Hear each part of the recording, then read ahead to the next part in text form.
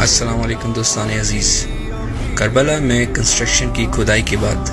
یہ تیر اور دیگر جنگی چیزیں برآمد ہوئیں۔ کربلا میں پچھلے کئی سالوں میں کنسٹرکشن عروج پر ہے،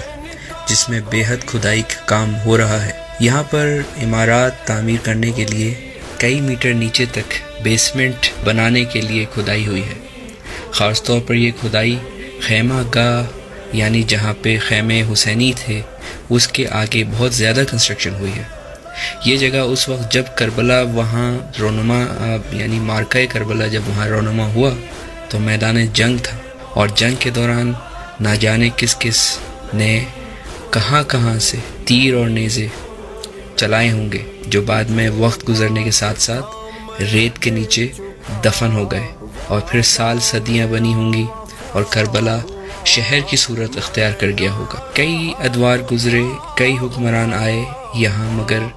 کبھی یہاں کھدائی نہیں ہوئی، اس قدر اتنی نیچے کھدائی کبھی نہیں ہوئی۔